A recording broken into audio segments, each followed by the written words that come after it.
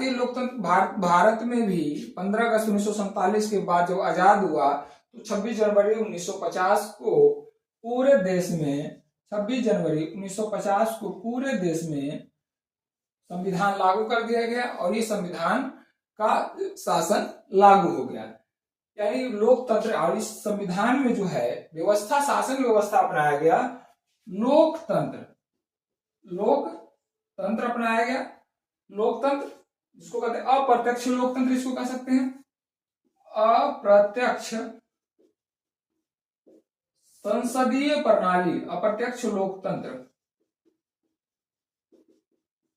संसदीय प्रणाली व्यवस्था लागू की गई, संसदीय प्रणाली लागू की गई,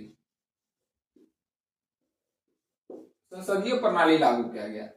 अप्रत्यक्ष लोकतंत्र सीधे जनता के, अप्रत्यक्ष लोकतंत्र जनता का चुना हुआ प्रतिनिधित्व कार्यपालिका और विधायिका का सदस्य होता है। यानी जो है कानून बनाने वाला, कानून लागू करने वाला जो होता है वो जनता का चुना हुआ प्रतिनिधित्व होता है या प्रतिनिधि होता है। इसीलिए हम उसको कहते हैं जनता का शासन। डायरेक्ट या इनडायरेक्ट रूप से इन्वॉल्वमेंट जो होता है पावर में, वो क्या होता है, पब्लिक का होता है।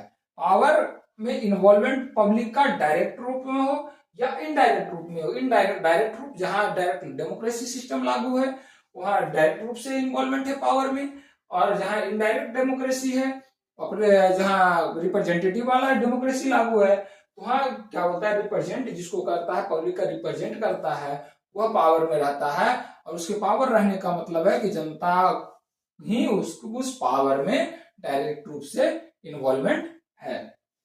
राइट, जनता का शासन है। दूसरा अगर बात करें तो निरंकुशता का नाश है।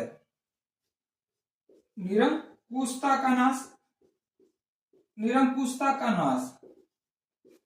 अब भारत में डेमोक्रेसी जो है स्थापित किया गया है।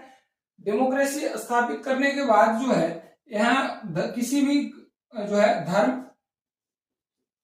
की मान्यता नहीं दी है या जो मान्यता प्रदान नहीं किया गया है। यानी यहाँ जो सर्वधर्म समभाव का बात की गई है, और भारतीय संविधान में भी धर्मनिरपेक्ष या पंथ निरपेक्ष शब्द का प्रयोग किया गया है। यानी डायरेक्ट रूप से कहें कि किसी भी धार्मिक तंत्र या धार्मिक क्रियाकलाप या धार्मिक जो प्रमुख है, धर्म प्रमुख है, उसका हस्तक्षेप